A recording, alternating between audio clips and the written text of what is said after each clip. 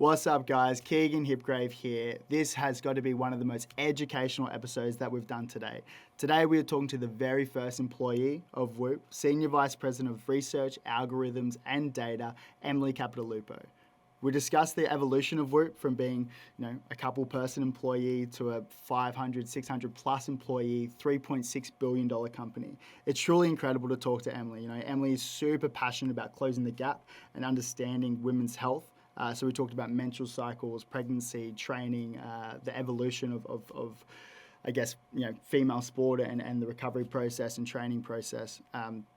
The three things that I really enjoyed about this conversation was the importance of sleep, timing of eating and how that affects our sleep consistency and the role of mental health and increasing GPA, which was actually super surprising to me. And then finally, the role alcohol plays on recovery and performance. I really think you guys are going to get a lot out of this episode, so enjoy. Welcome back to the Keegan & Company podcast. For those who are new to the show, my name is Keegan Hipgrave. And guys, if you haven't already, could I get you to jump over, give us a little like and subscribe on whatever platform you listen to this podcast on, whether it's Apple, YouTube, Spotify. It's a great way for us to grow the podcast, grow the platform, and just have some incredible guests like I've got on today. In this episode, I'm joined by the Vice President of Research, Algorithms, and Data here at Whoop, Emily Capodilupo. How are you, Em? I'm great. Thanks so much for having me. How's the morning been? I feel like I should tell everyone who's listening and not watching the podcast, we're here in the Whoop HQ. We're here in Boston. It's a beautiful space. Thanks for having us. How you feeling? I'm great. Thank you for traveling over to talk to me. I'm looking forward to this. I think there's so many fun aspects of this conversation that I'm keen to talk about. I think we obviously had a conversation in the lead up to this podcast around, obviously mental health in sport and the recovery aspect of it. Really keen to lean into the female aspect of health and human performance. But I think before we do, I think it's probably fitting in how we got here. Like, what's your role at Whoop? How did we get here? I know you were the very first Whoop employee. Is that correct? That's right. So how did we get here? How did I get here? Okay, so I joined Whoop about 11 and a half years ago. I went to college with the three founders, so that was how we got connected originally. But while I was at Harvard, I was studying neurobiology and math, which is a specific focus on sleep. I thought I wanted to be a sleep doctor. I thought the whole space was fascinating. We spend a third of our lives asleep. And at the time, and still somewhat true now, nobody actually knew why we needed to sleep other than if you don't sleep, you get really, really sleepy. And then somewhere around a week to 11 days, you die of sleep deprivation, right? And so it's like this super important thing.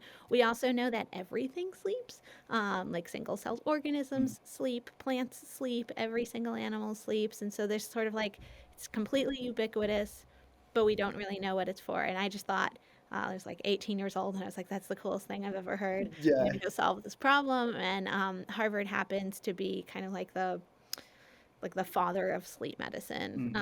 Started the division of sleep medicine there, so I was like, it's perfect. I'm going to go work for him. And I spent 4 years in a lab there. And so when I met Will Ahmed, our founder, CEO, he knew that sleep was going to be an important part of Whoop. And so he was like, you need to come and do this thing with me. And the thing that really sold me more than the fact that he was promising to fund my research Yeah, it's good. Yeah. was that, Will told me this story. Whoop was founded because, when he was the captain of the Harvard squash team, he made this commitment to himself and to his team that he was going to work harder than everybody else. And Harvard's a D1 program. They've got the fancy coaches, all the fancy everything. And he just worked harder and harder and harder than everyone else. And he was getting praised the whole time. And he had a shit season because it turns out that if you work super hard all the time and you never take a break, you actually don't end up outperforming everybody. You burn out and you get injured. And so he's telling me this story.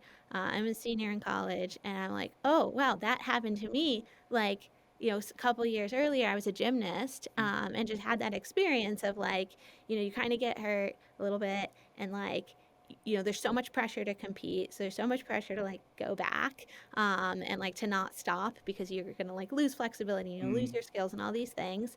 And had this kind of moment of, you can't think of two sports that felt more unrelated, like squash and gymnastics. So I was like, oh, maybe this is like, um, a more universal thing, right? So why is it that nobody could notice that like what Will was doing was silly, and why nobody had whatever they would have needed to tell him to Mm. stop? Why was it that like the standard of care for like a young teenage girl was just like, oh, I think like my ankle hurts, and then it's just like, well, does it feel okay?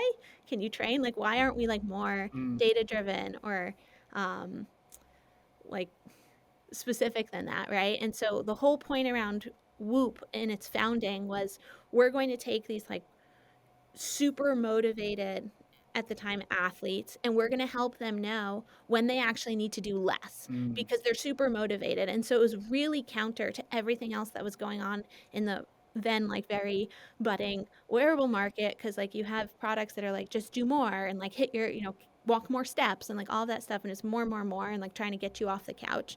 And Will really had this vision around there are people who really need to be told to do less, and they're not going to do it um, just based off of their coach because like they're too Mm. alpha and competitive. And so how can we give them the objective data so that they can see that they're overdoing it, give them permission to rest, and then ultimately let them perform better because they have that permission to rest. And I thought that that idea was really novel and exciting, and um, I was really excited by the idea that Whoop was going to have the largest human physiological data set ever created. Yeah. Our data set's absolutely fascinating. It's every physiological researcher's dream. But And you wouldn't have known that at the time though, I being first employee in there. that was definitely the dream, Yeah. right? So, did I know that we were absolutely going to make it? No, although I'm glad that we did. Yeah. But that was the vision, and I was super bought into the vision, and I thought that um, the physiology felt feasible, right? That Mm. there should be physiological signals that if we know where to monitor, we can highlight those. Certainly, app technology was far enough along a decade Mm. ago that you could imagine like some kind of wearable talking to some kind of app and showing you this information. So that didn't seem so crazy. And, you know, 11 years later, that's what we're doing. We did a full circle. Yeah. I feel like there's so many parts of that story that I love. I think people who are genuinely really invested into what they do and they really love what they do, they have a probably a personal connection to it. Yeah. And you mentioned the gymnastics. What did that look like when you were going through it? You said you were training harder than everyone else because I get it. I've been there. I've obviously had a conversation with a lot of professional athletes, and that aspect of being able to pull back is still super topical, I think. And I think Whoop's a great example of having the physical data or evidence there to say, actually, you know what, Em, it's time to pull back. What did it look like when you were in the gymnastic state and you were like, okay, well, um, maybe I need to pull Mhm. back a little bit? Yeah, well, I mean, I wasn't like an amazing gymnast by any Don't means. you don't need to be humble with us here, Em. And I definitely wasn't like working harder than anyone else, but I definitely like had those moments where it's like you go home and you're like working on a trick, and I would just like keep practicing it and like but like on the grass or on my just like a carpeted floor, which was like super probably not healthy. And just never stopping. And then you get frustrated because it's like people who aren't working as hard as you maybe seem to like get it faster. And just like that whole idea, like no one ever said to me like a rest day will make you perform better Mm. next week. It was like always kind of felt like do as much as you possibly can. And like that's the trick to getting better. And just like more. But Um, gymnastics probably sits on that far end of overworking, correct? Certainly at the elite levels. Yeah, Yeah. yeah. But even at the juniors, like I have Yeah. friends who have been gymnasts, and they like talking to them about their Yeah. training schedule. Probably, admittedly, it was back in the day. It was a little while ago when we were coming through, Mhm. but every day, Mhm. multiple sessions a day. Yeah. Wild. Yeah. That's what I mean. You can see why sleep was such an important thing for you at the time. How did it look? You said you wanted to be a sleep scientist. Yeah. Why was sleep it instead of training or exercise science or anything else like that? Why was sleep the thing that was really attracting you at the time? I well, it was just sort of like a series of experiences where I was like really, really fascinated by neurobiology broadly, how do our brains work? And I had this incredible experience when I was 16 years old. I worked for Dr. Andrew Dr. Andrew Newberg, who studied Alzheimer's and Parkinson's at the University of Pennsylvania. And he let me come and like follow him around all summer. It was very nice because I had no useful skills yet. So I was Thank you, really mate. eager. Appreciate that. Yeah. And I thought it was really fascinating. I loved, like, I had read his book in preparation for this internship and all this stuff. But then you actually get there and, there's sick people. And I like just found that very stressful. And then I became an EMT and I volunteered in my hometown and then later in college as an EMT, like on ambulances and stuff, for about 7 years. And I loved the EMT class. Like I was so good at it. And then you like actually get on the ambulance and you're like, there's sick kids here. I'm like not good at that. And so it's kind of this weird like back and forth where it's like I like wanted to do this stuff and I couldn't handle sick people. That's why I'm not a doctor today. But then I kind of like, I read this book about sleep and heard this stat that, we spend a third of our lives asleep and nobody knows why. And I just thought that like I wanted to go solve that problem. And sleep science was healthy people sleeping. And so I like ended up finding this incredible lab. It was kind of this nice like everything coming together where, I was at Harvard. Harvard kind of founded sleep science. So all the really, really cool research was happening there. And all of the subjects were healthy. And so I was like, okay, I can like go really deep, learn a lot of science, do important work. But I didn't have to deal with sick people, which I'm like, turns out not cut out for. So I think like a lot of it was sort of whatever, sort of strange series of experiences. But it was also just always one of those people who like, I could sleep for as long as you let me. And so some of the like interest in sleep was this like, we don't know why we do this. We know it's really important because you die otherwise. We know that sleep, it's completely ubiquitous. So, it must be doing something really important. And I just thought it was fascinating how many people didn't even realize that we don't know why we sleep. I think there's so many questions I have about the data specifically towards sleep that I'm sure we're going to touch on. Before we do move on to that, I think it's fitting. Like we're here at the Whoop HQ in Boston. Like obviously, a lot of our audience is back home in Australia. I'd love to know the evolution of the company. Like you were the first employee. How has the evolution changed over time from being 5 employees to now over 600, I imagine? Well, more than the number of employees growing, the sort of crazy moments where when I joined, Will had sold me on like, here's this crazy idea. And I was like, that's not crazy. Let's do it. But like, we didn't have a working prototype, which means we didn't have a single customer. And it was like, we literally had a table smaller than this that the entire company sat around. And it was just like, with our laptop. So we didn't even have desks back then. We just had a table. And, we would kind of come in the morning and we'd all get coffee together and then, we'd work and then we'd all get lunch together and then we'd work and then we'd all go work out together because we needed to collect data to build our algorithm.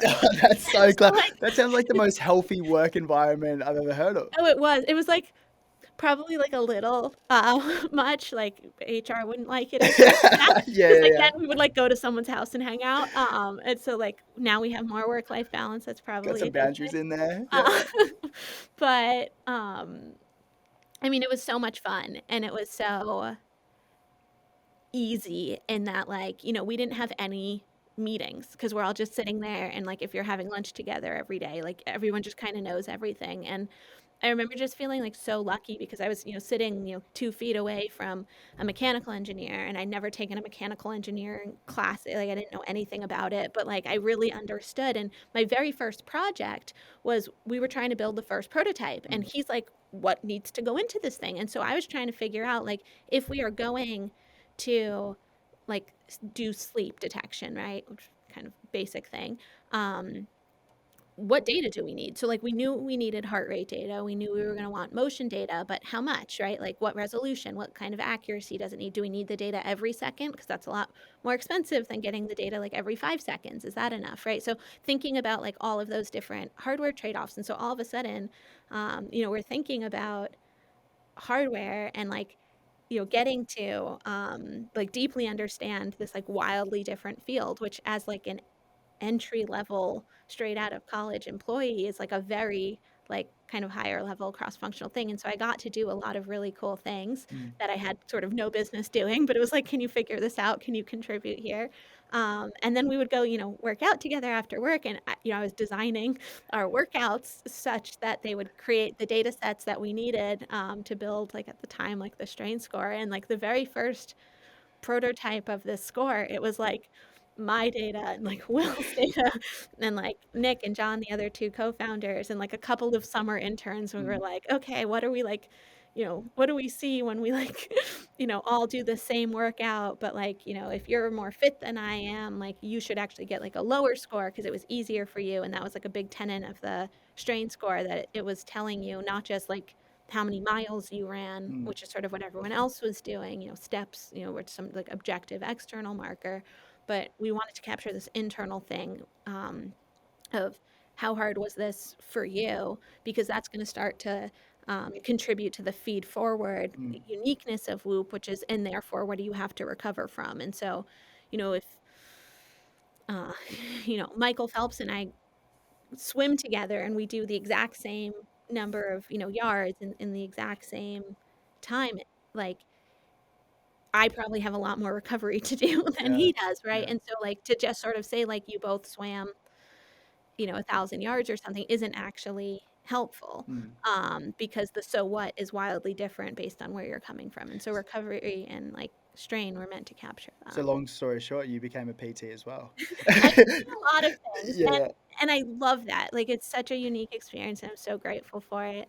Um, and we figured out how to get the data, and we figured out how to like hack our way to the first prototype, which by the way was like this We big, saw it as we came in. yeah, We got the tour of the HQ this morning, and there's the big wall with all the different prototypes, and it's so cool to see the first version 10, 11 years ago to what it is now. It's very impressive. yeah. And then we figured out, how are you going to collect data? What do these algorithms look like? And we got enough of a sort of strain recovery experience that we could start to get Whoop on people. And that our very first customers, who I think we gave Whoop for free, were all Harvard teams, Mm. because Will had that relationship with the athletic director, and they would sort of like let us on campus.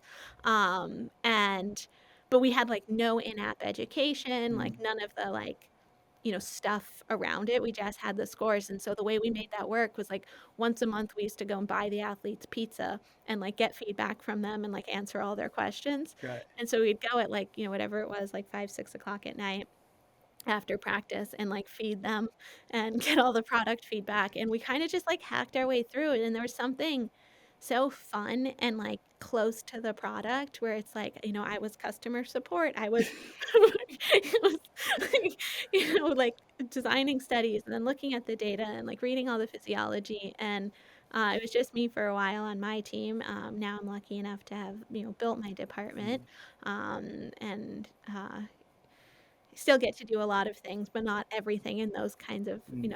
in depth in the weeds like I used to. But, it's a really magical moment when you go from here's this crazy idea that I'm going to go join this company, to, okay, we have somebody using this thing. Like, what do they think about it? To somebody actually paid money for this thing. Like, wow. Mm. Because we used to like, before we had customers and stuff, like if we had an outage, it would wait until the morning and it Mm. was fine Yeah. because it was Yeah. like there were we like can't we, 5 employees we using can't do that it. now because you're on different time frames. Yeah. Yeah, now people pay for it. We can't do that. And it's just like totally new considerations. And then of course when you start to do that on a more international and just larger scale, everything gets more buttoned up. And so the growth from like 0 to 1 um, customer, it is like almost more work in some ways than Mm. like from you know 1 to 1,000 Yeah. Yeah. or from What was the moment where you thought we're doing some big things here? Was there a moment along those 10, 11 years where you're like, this is actually pretty crazy to think about? there's a few. What's um a standout? A really so this is like a somewhat weird answer, but a funny standout for me was um, in 2015, we had an athlete who at the time was like a top 10 CrossFit athlete. This was like CrossFit was really cool. It was a big deal, one of like the bigger names on the platform at the time. And he and his wife were both on Whoop.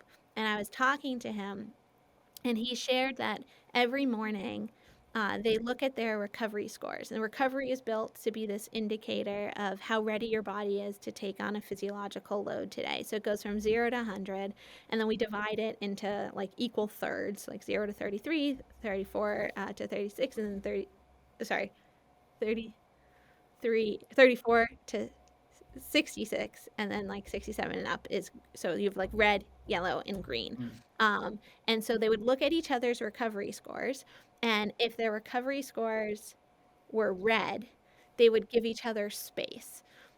Because what they had noticed was that when they were red, they were bickering and it was like hurting their marriage. Gotcha. And they were both training really hard, both very serious athletes. They like ran their own gym in addition to, kind of the whole CrossFit circuit and all the training that comes with that. So they were super exhausted all the time, right? And they just realized that they were bickering. And then he said to me, he's like, "Whoop saved my marriage."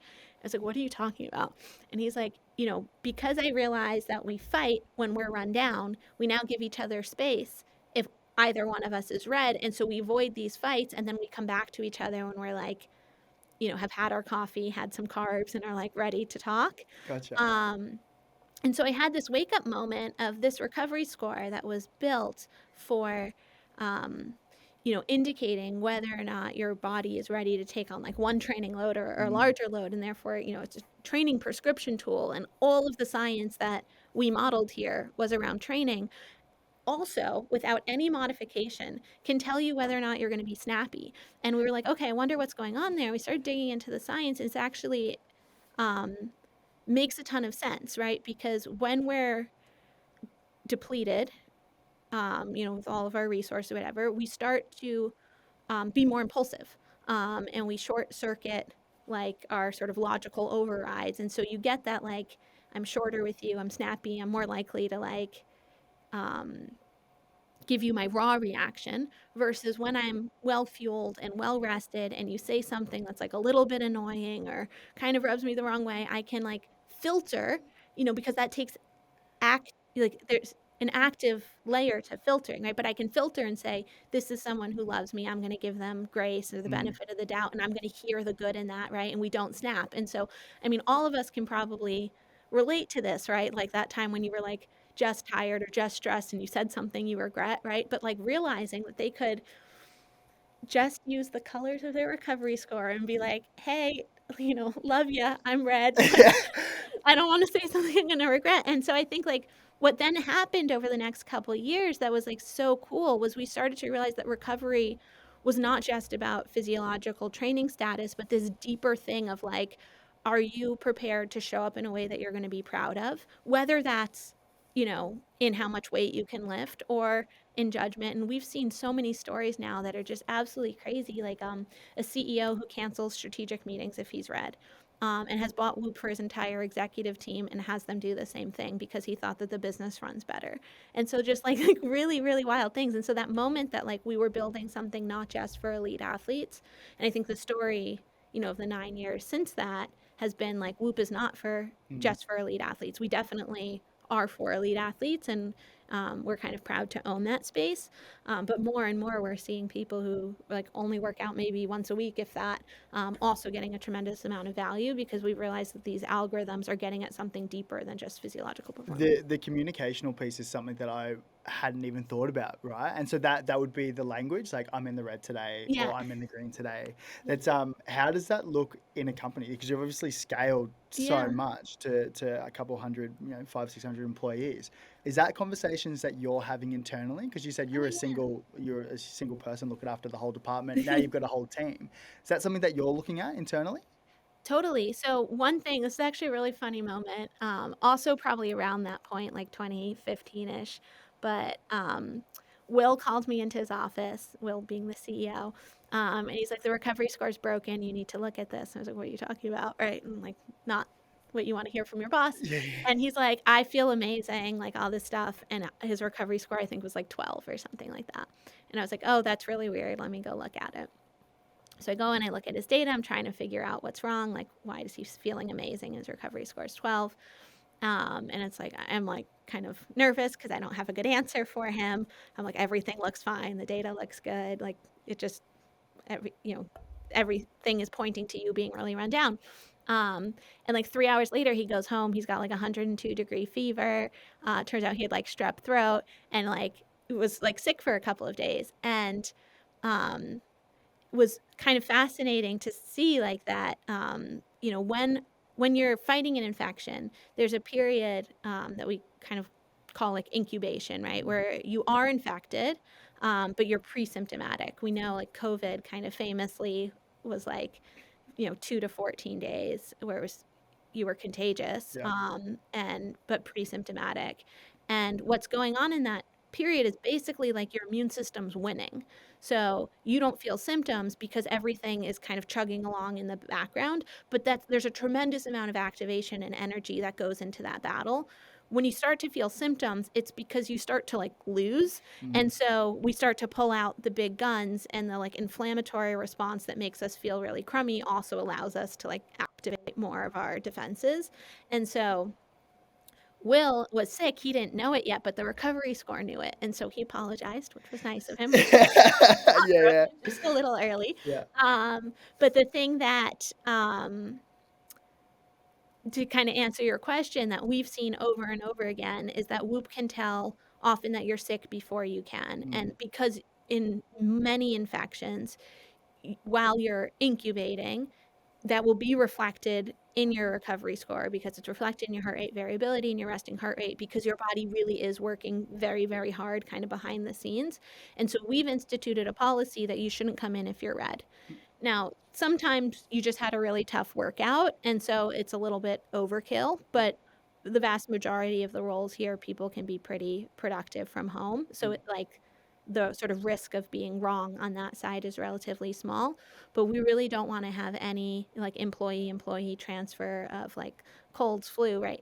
Certainly COVID. And we actually, I think, have like no documented case of employee transmission of COVID, like back during like the 3 years when Nice that people to have. actually Yeah, were tracking it. I don't know if people do the like contact tracing anymore, so maybe that's changed. But kind of these really simple policies that leverage our tool have allowed us to keep people healthier, which is great. on the flip side, you do when people are in the red. Is Yeah. there any sort of reward for people who are in the green? So not a reward for being in the green, but we do give our employees a $100 monthly bonus if their sleep score is above 85%. I would say that's a reward. That's something Well, that I'd it's not a prioritize. green score, but it's based on the sleep score. But it's actually, if you think about it, I mean, it sounds like really fun, but it's also selfish because if you're 85+% like of your sleep every single or on average over the course of the month, you're going to be much more productive. Like What people make better decisions when they're What rested. about someone who might be training for an ultra marathon, or someone who might be like really in tune with their training? They might be pushing it, doing 2, 3 sessions a Hmm. day on top of, a Hmm. full-time work job. I imagine those individuals be more likely to be in the yellow and red. Am I correct in saying that? Not necessarily. Well, I mean, because the way that the score works is it's all hyper personalized, right? So if you're taking on a training load that's really high, but that your body is adjusted and capable of responding to, there's no reason why you can't be training hard and be like mostly green and yellow Yeah. still. Um, it's typical in the course of like tough training that you will have some red days, and those aren't a bad thing. That just means that you trained really, really hard. Yeah. But for the most part, if you have a really, really tough training load and your body is used to that kind of training and you're doing smart like nutrition, hydration, kind of sleep, recovery modality Yeah. work to support that training, there's no reason why you can't be green after a tough workout. Circling back to being in the red, there Mhm. has been times where same. I've felt fine. I feel Mhm. really good, but then it says I'm in the red. But Yeah. then there's other times where I feel sorry, not so great, and I might be in the yellow. Hmm. Outside of COVID or being sick, is there any other factors or I don't know, symptoms that might be leading to that? Yeah, I mean, all kinds of things affect your recovery. And I think, for the most part, the things that affect your recovery also affect how you feel. And so they tend to be very correlated. Sometimes you get these funny things like what happened with Will, where you get like a leading indicator, right? So like you're red and then you start to feel crummy.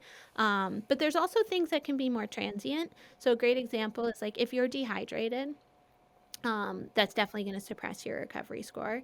Mm. But then as soon as you hydrate, you're going to feel better. And so the thing that's like the caveat with recovery is it's measured overnight, and then you get that reading first thing in the morning. But then what you do after really matters too. So if you wake up and, let's say last night you didn't eat the best things or drink enough water or whatever, you can have suppressed recovery. But then if you have a great breakfast and, two big glasses of water, you can bounce back up there and like functionally be a lot more recovered. So it's not meant to be like, here it is, deal with it, or, that's life. Like there are things you can do. And of course, you can also wake up green and then ruin that because you can have 4 donuts for breakfast and It's six funny. cups of coffee. You're going to feel like I'm just thinking of all the Fenway Franks I had at the Red Sox game last night. I was yeah, well, obviously went to the Red Sox game last night. I had a couple of Fenway Franks, which were great. good But we time.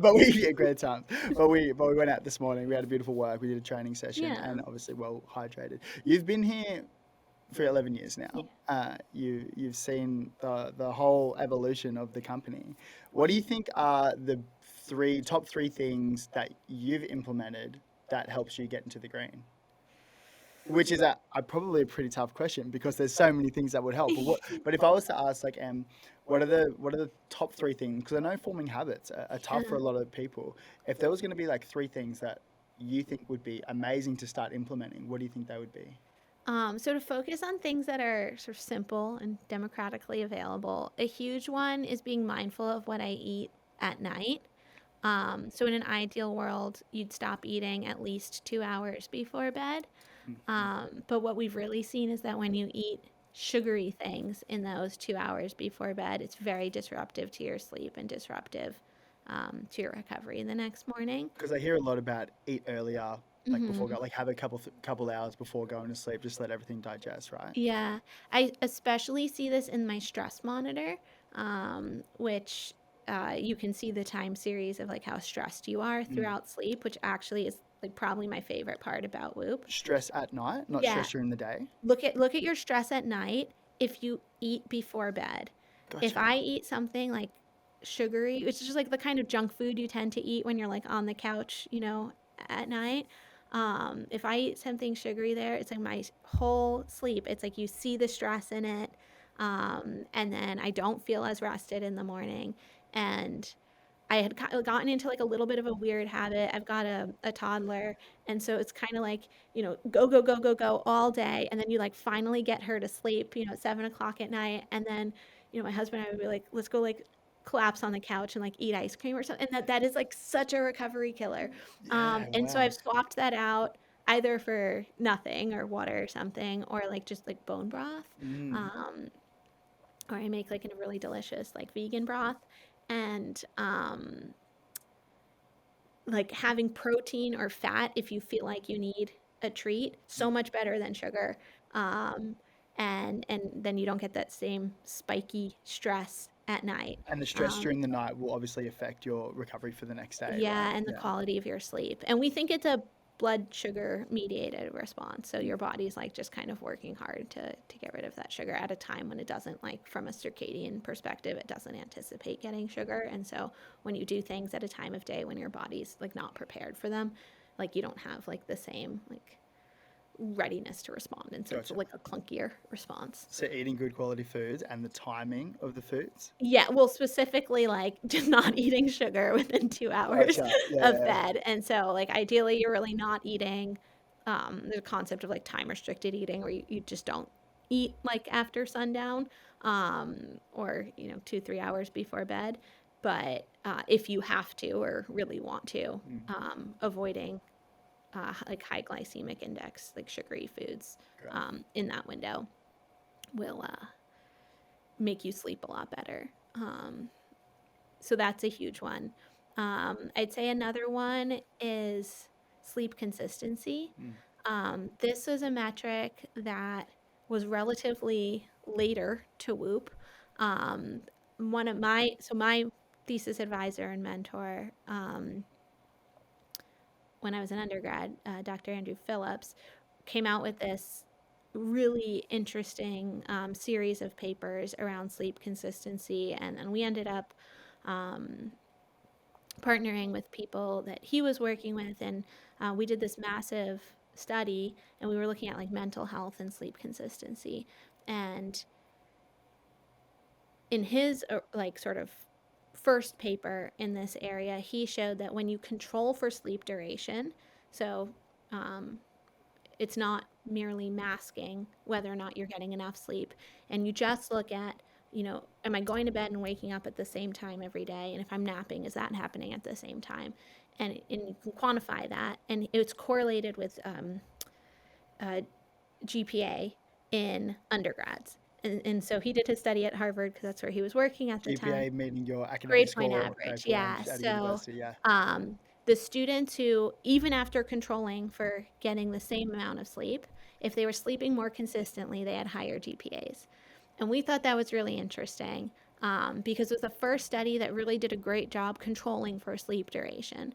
Because there are other studies, tons and tons of studies on things like shift work, where your job requires you to sometimes work nights or Mm. sometimes work days, and that's known to just be one of the worst things. It's like worse than smoking in terms of what it does for like cancer risk and decrease to lifespan and health What span. qualifies you as a shift worker? Like you Um, say, like obviously it's people who are working at different times throughout the night, but is there a certain, if it's after 12 o'clock, that you're going to be classified as a shift worker? there's a couple of different definitions. Sometimes it's that like which hours you have to work. So sort of your standard working hours, not overlapping substantially with like 9 to 5. Mm. And sometimes it's the fact that it's changing. But it often sort of relates to the people who are periodically working either overnight or very early morning shifts, Gotcha. kind of off shifts.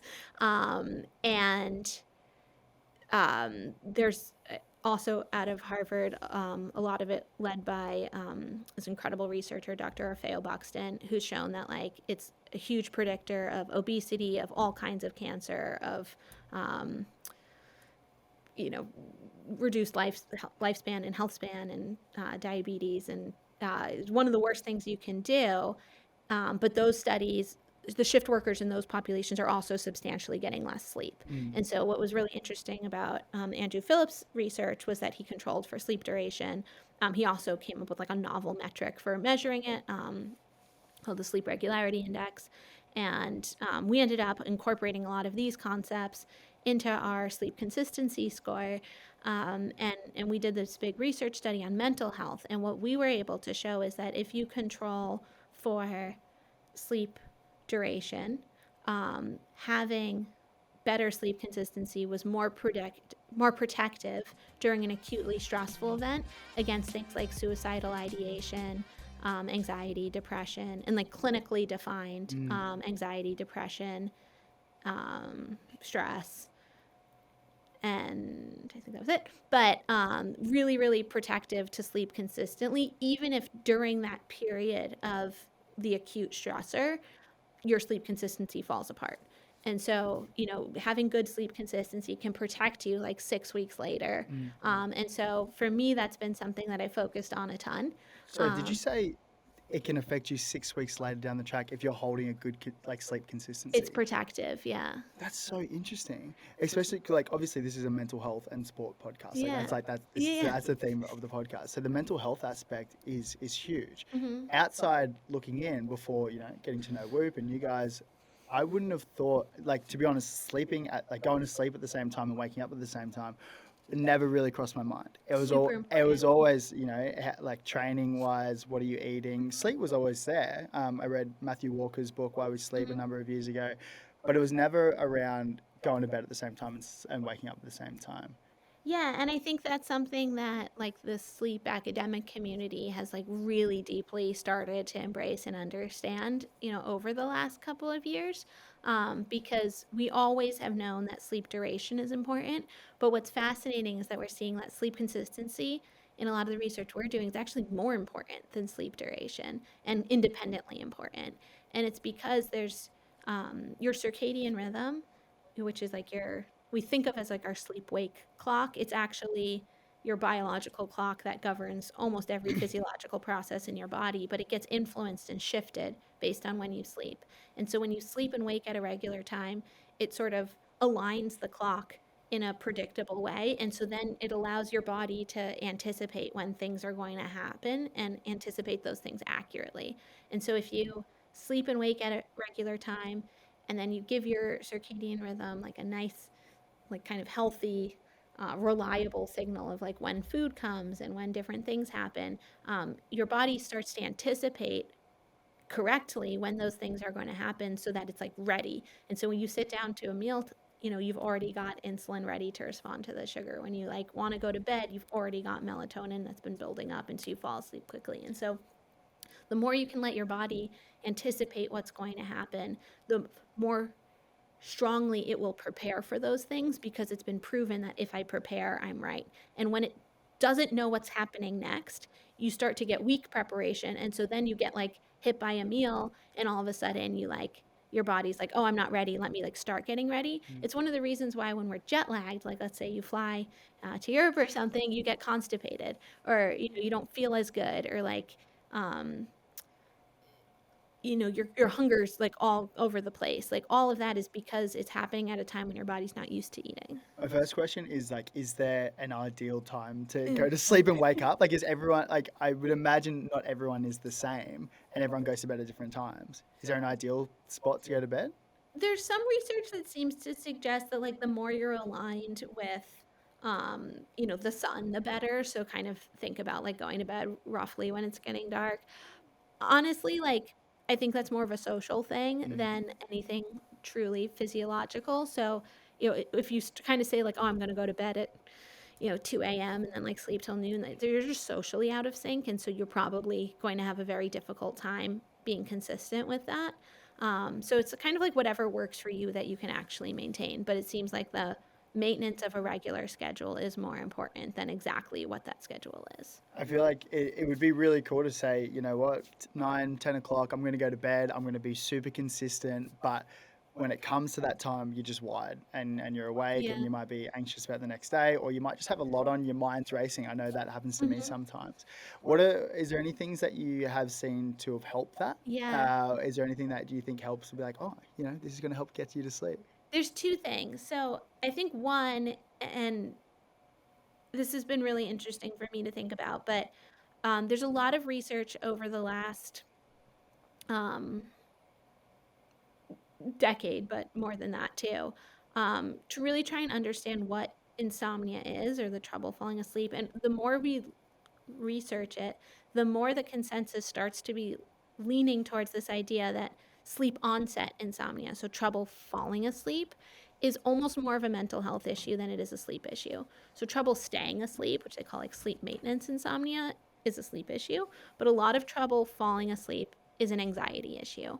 And so if you think about it that way, all of a sudden it's not random. And so the strategies of like, how do I turn my brain off and go to sleep, are all about like calming yourself down and Mm. managing anxiety. And so, things that can be really helpful, if you have a willing partner, is just like, can you like schedule your worry or schedule your stress and like share that. If you don't have someone you can state that to out loud, journaling. Because I think sometimes, and like probably everybody can relate to this, like you lie in bed and you're like, oh, I have to remember to do this tomorrow, and I have to take this out for the dog and this for the kid, It's and almost like a dump yeah, and down you to start this to like, paper. right, because as soon as you stop, like doing whatever you've been doing all day, all of the thoughts of like, I need to remember to do this and this and this tomorrow. So if you spend 10 minutes and you journal and you're like, what are the things I want to remember? Now you know that it's written down. And so you can allow yourself to let go of those thoughts, because it's not, oh, I need to remember that like my daughter needs new rain boots tomorrow and I need to go buy them, but it's instead like I wrote it down and now I can forget it because I'll go read that tomorrow and go handle that. And so journaling has been shown to help with sleep a ton. Mm. I also think that it's not a coincidence that, it's so ubiquitous to pray at night. Across like different religions and cultures, because I think there is something really nice about like kind of offloading your stuff, Mm. reflecting on the day, and why so many people, even if they're not necessarily religious, like find that practice of like a spiritual reflection moment to be really meaningful. But I think like whatever you can do to, get your stuff out so that it's dealt with and you can let go of it and sleep helps a ton. And then the other piece, if you are feeling really wired, is dedicating the 45 minutes or so and more if you can swing it, but before bedtime to a wind down. And the more you ritualize your wind down and make it consistent from night to night, the more that becomes a signal to your body that like, oh, Emily's getting ready for bed. And so, it's so funny that like people are so good at this with their little kids, right? You put on the pajamas, you read a story, you sing a song, and then you like get the water bottle and the bear and you tuck them in. And it's like, my daughter's nighttime routine is like so pure. And then it's like we go and we do chaos to ourselves. And I We're think eating like, ice cream on the couch. yeah, and it's like learn from like what we all know like helps our toddlers sleep. Like we're not any more evolved than that. um, we don't scream and cry because we've better coping mechanisms hopefully as adults, but like we similarly benefit from that. So making sure you're taking off your outdoor clothes, putting on whatever you're going to sleep in, whether it's a shower, a face mask, a bath, it doesn't have to be anything in particular, although it shouldn't be like hyper stimulating. But the more you kind of have a routine, this is why so many people love to like read before bed or Mm. something like that. Just create a routine that's something that your body can say, okay, if she's doing this, the intent is to sleep soon and I can start producing melatonin, because in an ideal world, we ramp up our melatonin, which is our sleepy hormone, for about 2 hours before bed. And if we don't get those 2 hours, then we're trying to rush it. And so then you're almost trying to get like your relaxation system in hyperdrive. And if that sounds like it doesn't make any sense, it's because it doesn't. And so then it takes longer to fall What does asleep. your nightly routine look like at the moment? Imagine it might be pretty difficult with the toddler, or sounds like you've got it pretty dialed in. No, I mean, nothing will challenge your routines more than having a toddler. But, we put the baby to bed. Um, and then often that's like when I go and catch up on work because I've been in mom mode for an hour Mm. or two at that point. And then, it's getting changed. Um, and, you know, even simple things like I brush my teeth, I wash my face, I stretch, and then my husband and I kind of debrief on the day. We share the things that we're grateful for, both ways, and then we get in bed and we read. Um, Is or is the grateful doing the gratefuls a way of unwinding and unloading, or what? Why do you do the grateful? yeah, I mean, I think co-parenting can be stressful, and I think a lot of times there's a lot of work. We also have a dog, so there's just um, a lot goes into making our house and our lives and our children, babies' lives work. And so there can be a tendency, I think, sometimes to, just be like, feel not seen because there's so many things going on in parallel. And so we found that one thing that really worked for us in making sure to like keep all the, good romantic sparks going post baby was to just make sure that we are reflecting that, the things you didn't think I Mm. saw, and if I was nursing the baby, so, I was upstairs with her and you like did the dishes, you might not realize that I saw that. But when I came downstairs and the dishes were done, like that's something that like I don't have to do. And that's really nice. And we just found that like stating those things for our particular relationship was I important. love that. No, I think that's super Yeah. important. There's a guy in Australia called Hugh Van Carlenberg who I Mhm. first learnt the gratefulness from. But also what I started to notice was when I got into routine about it, started looking for the good things, Yeah. instead of because it's easy, we've got that negative feedback loop where we can dial in and we can see all the bad things. I imagine probably when you're in the red as well. Yeah.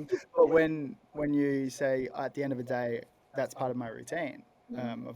I'm going to sit down, I'm going to write the 3 things that I'm grateful for every day. I feel like throughout the day, probably just going to start looking for the good stuff. And I don't Yeah. know, that's just my personal Me too. opinion.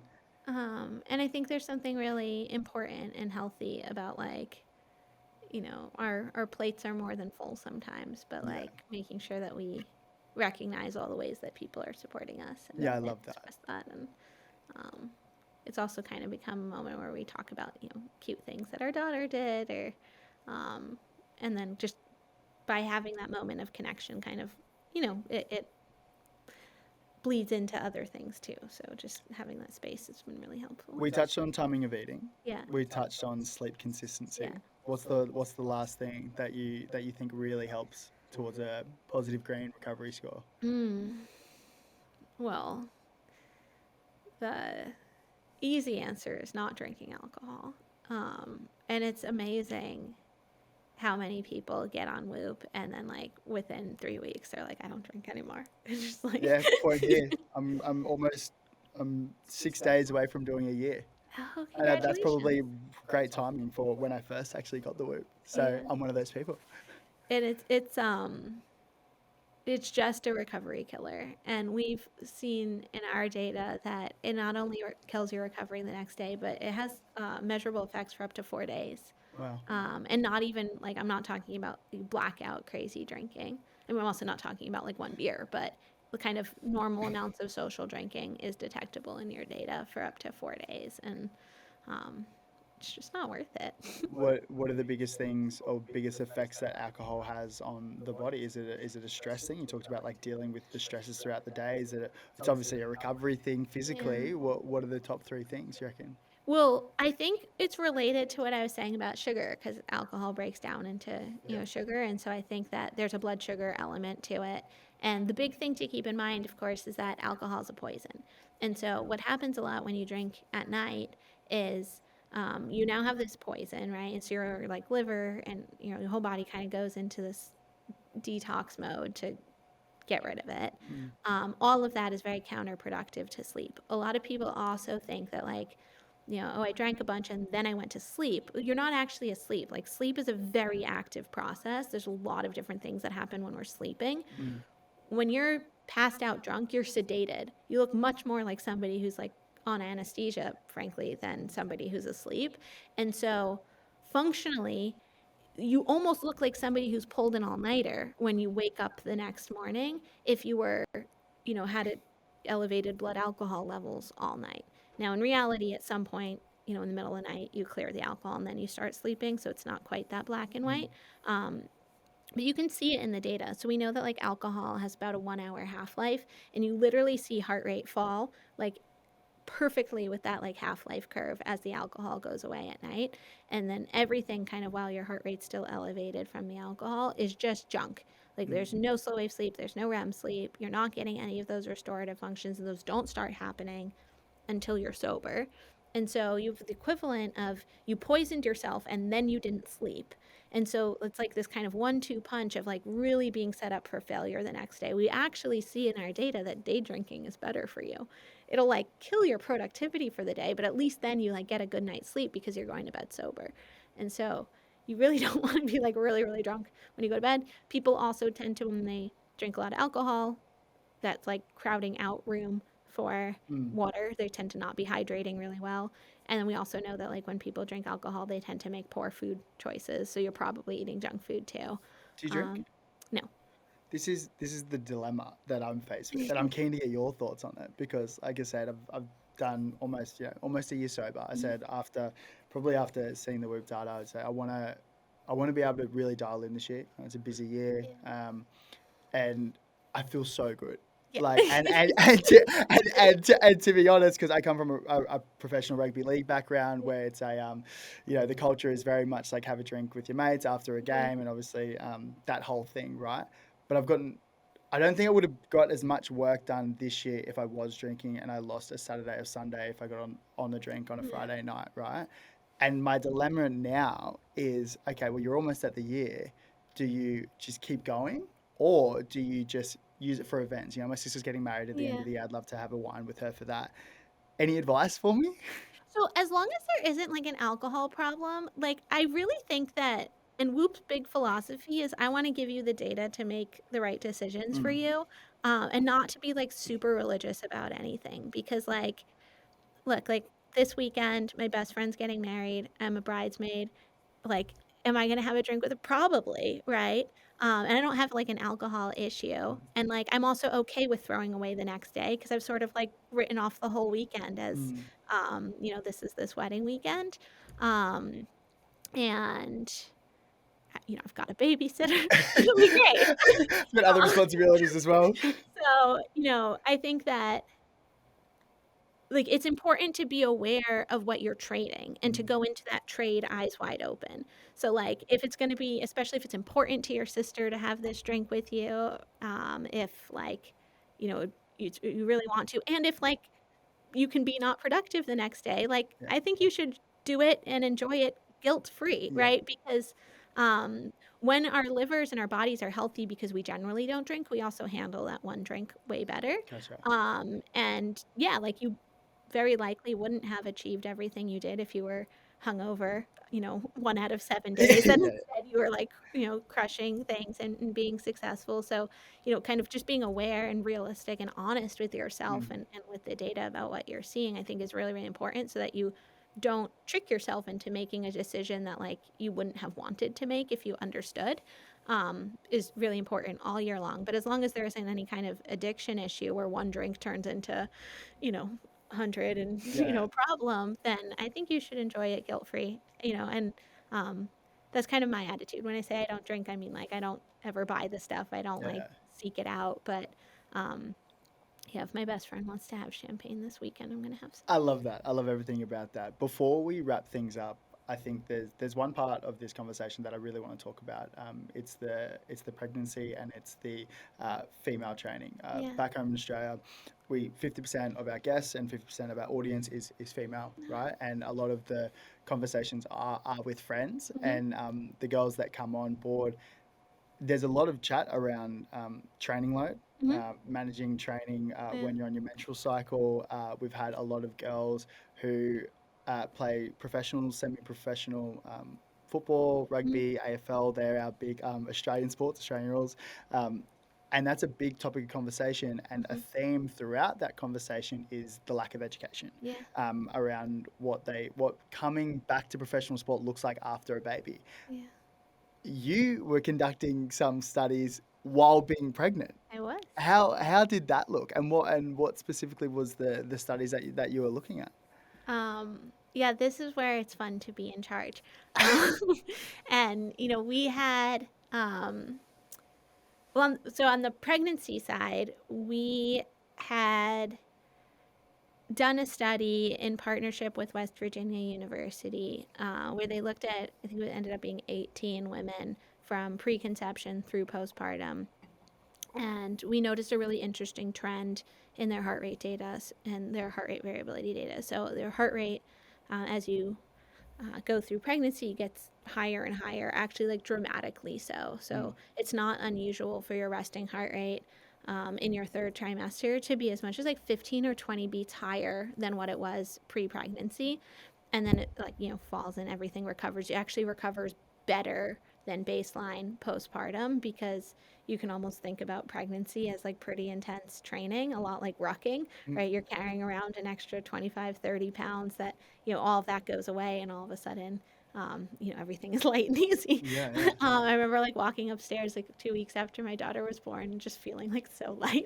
It's amazing. But it's I Um, because from the outside looking in, yeah. I imagine it's such a huge experience, and there's got to be a recovery time after having the baby. Like, because I'm a 27-year-old male, I don't know these things. There is, but like imagine, like it's the weirdest experience because in the course of like a minute, you can easily lose 10% of your body weight, right? Mm, Like, everything comes out. And so there is a recovery period, but you're also just like really light. And once that recovery period the sort of really intense, say like first 2 weeks of it passes, you still have the benefit of all that training because you're basically like, rucking with like incremental weight every day or every week, however you want to think about it, for 9 months. Then all the weight comes off, and you just feel like really wonderful and light. At least that was my So experience. would good advice be to girls who are coming out of a pregnancy who might be wanting to get back into a semi-professional, professional environment is to keep that training load at a higher level than everyone else? And obviously, everyone's individual, but would that be a fair comment to make? You have to be careful with something like that. I mean, everybody's like delivery experience and what they need to recover from can be very different. Mm, Certainly if you have a C-section, I think you need to be pretty careful in the return to training. And there's a pretty common phenomenon during pregnancy called diastasis recti, where basically like your abs split open just because the baby's been pushing on them. And mm, so a lot of women require a lot of like pelvic floor PT to kind of knit those back together. And you want to be careful if you like train too hard without fixing that. yeah. Can get worse before it gets better. So you definitely want to talk to your doctor. There's a reason why kind of standard of care is that at about 6 weeks you have a follow-up appointment, and you Mm, really are discouraged from intense training prior to that. mm, But I think that what a lot of women miss is that you're actually incredibly capable postpartum, and pending getting that clearance from your doctor that it's safe to train again. Um, we actually see that like your VO2 max is increased. A lot of women experience that their rib cage expands during pregnancy, kind of because the baby pushes up from the bottom, and so they need to push out so that you can fill your um, lungs with oxygen. But that actually translates to your lungs having greater capacity postpartum. So I remember going for like my first postpartum run and like being like super surprised at like how comfortable and like fast I felt. And it's because your VO2 max is higher. My resting heart rate stayed lower. Like it's still lower. My HRV is higher. And, that was like still with, I was breastfeeding around the clock. And so I wasn't sleeping a ton, but mm, even so, like you do see these benefits.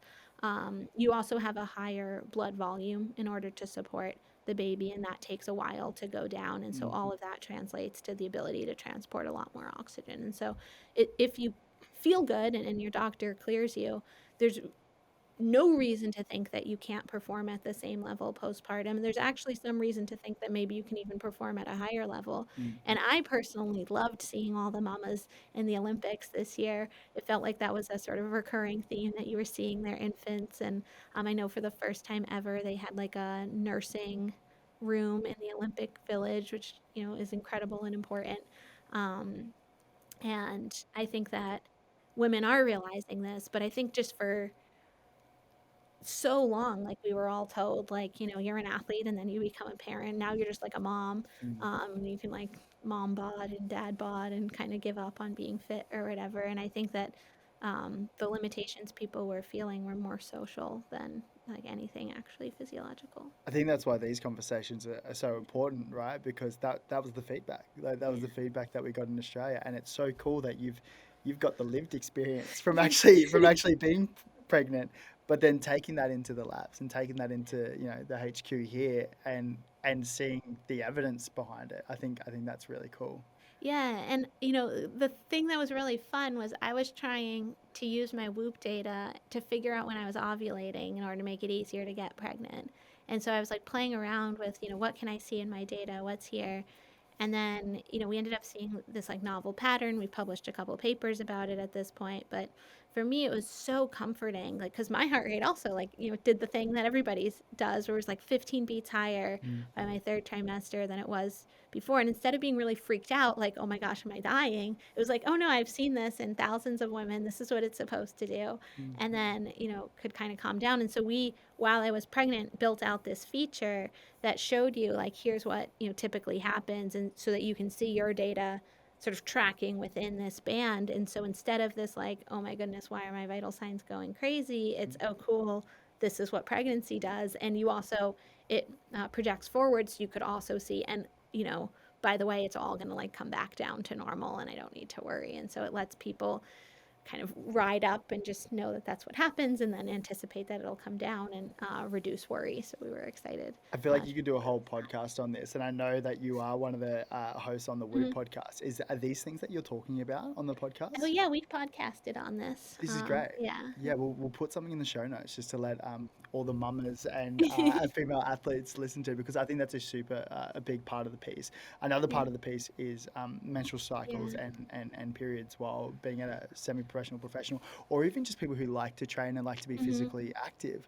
What are the biggest signs that probably help, or when to train and when not to train? Yeah, so I would never say when to train and when not to train. It's just training differently. Okay. So you can generally think about the menstrual cycle as having two big phases. There's the follicular phase, which is from the first day that you're menstruating up until you ovulate, and then the luteal phase, which is from ovulation until you start menstruating again. So you just cycle between them. Mm. During your follicular phase, your hormones almost look more like male hormones.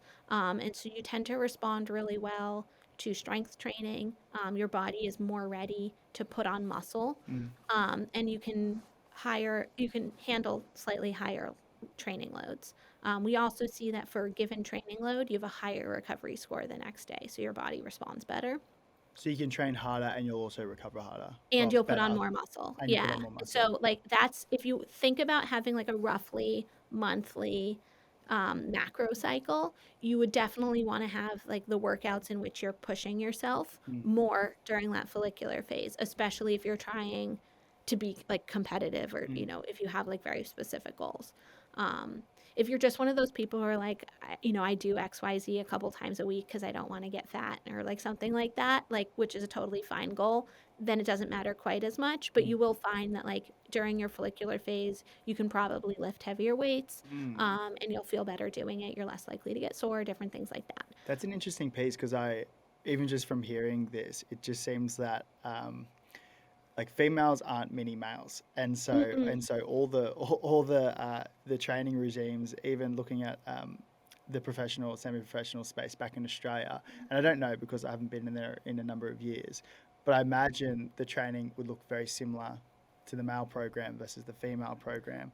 But just hearing you now speak, I think that's a really cool piece where it's like, no, for these 2 weeks, It can. let's dial in and Yeah. let's really go for it. And then what does it look like for the next 2 weeks, say? So yeah, in the luteal phase, which is roughly the next 2 weeks, your core body temperature is a little bit higher. And so you sweat a lot more easily and you Mm. lose more salt. And so if you're training at higher loads during that time, you definitely want to think about being faster and smarter about hydration Mm. and like replacing electrolytes earlier and, a little more aggressively. Um, you also tend to be it's harder to put on muscle Mm. and it's harder to recover. So it's a really great time to do like endurance training, the kind of like steady state kind of stuff. Yeah. You can do a lot of effective work. I'm not saying like go sit those 2 weeks out. Yeah. Great time for like base building, and of course like not everything about even muscle training is about like hypertrophy, right? And so like there are benefits just to like the neurological training that happens, and there's no reason to think that like that neuromuscular training is happening differently in those different phases. So you shouldn't be afraid to work out in your Mm. luteal phase. But what we actually see is that disproportionately women PR in their follicular phase. So you're more likely to PR when you're menstruating than Mm. when you're not. And you can probably lift heavier weights. So if you're just sort of thinking about like what does my training program look like, you don't want to just think about like, oh, every week I add 5 pounds, Yeah.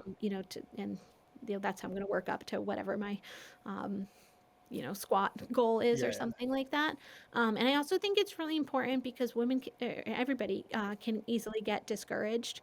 And if you just know like this is a phase where it's going to be a little bit harder, maybe like you don't add weight during the luteal phase and then you Mm. add it during the follicular phase, or you can kind of think about building your training program around the differences in how your body's going to utilize fuel and be respond to a training stimulus and all those things. And so we were able to see this in our data. We published this I think in 2020, the sort of differences in recovery rate Mm. based on the phase of your menstrual cycle, obviously controlling for training load. And, we now have a feature that coaches women through adjusting their recommended training load based on the phase of their menstrual Can cycle. you change the timing of your menstrual cycle? A I know, I know, little I know bit. you hear about like living with other females or even work environments. But the reason I ask the question is because I look at an event like the Olympics or Mhm. swimmers or runners or anyone who has a big event coming up. And I'm sure there's probably from a female point of view, you want to be on in or your best Mhm. best way physically. Can we change that? So yes and no. And it used to be kind of really common practice to use hormonal birth control to do this. Mm.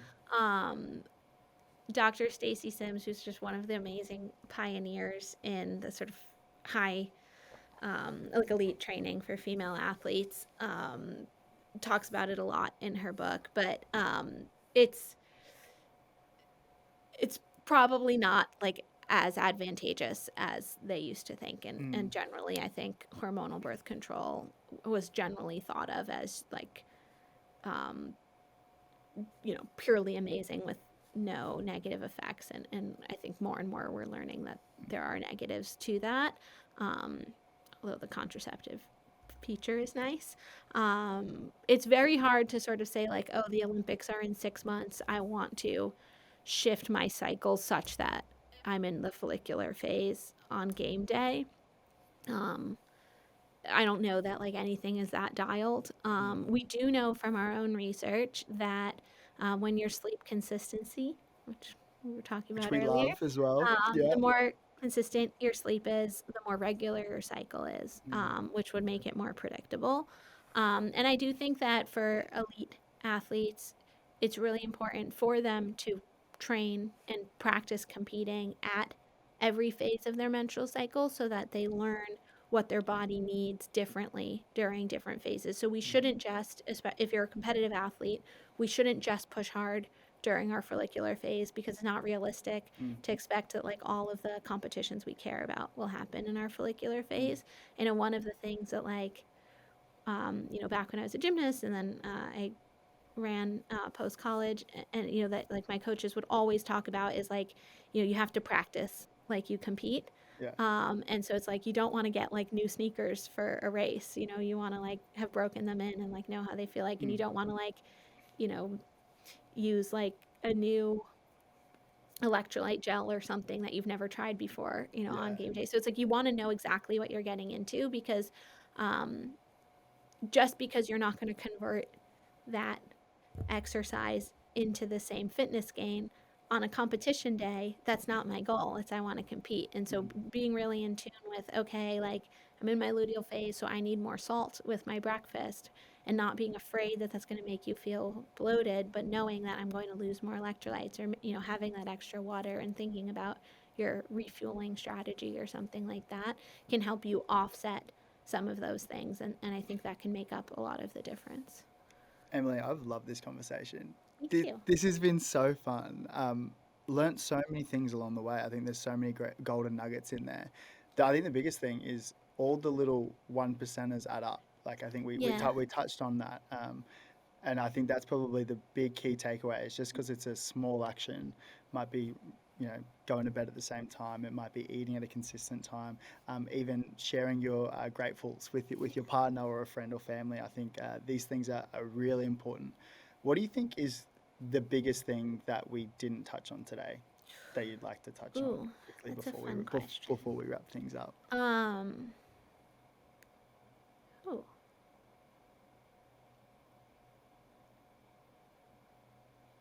I think like the biggest thing, if I was going to summarize, 11 and a half years of research at Whoop, it's that so many of the things that we've been told forever are random. They're not random. We just don't know yet what causes them. And I feel like the what we keep uncovering is like, oh, it's like, sometimes I'm crabby in the morning and sometimes I'm not. It's random. And it's like it's not random. It's like, sometimes your recovery is poor and sometimes it's great. It's like sometimes I sleep well and sometimes I don't. It's not random. It's what were you eating? What were you doing before bed? Sometimes it's hard for me to fall asleep and sometimes it's not. Again, not random. It's, what were you doing? What were you stressed about?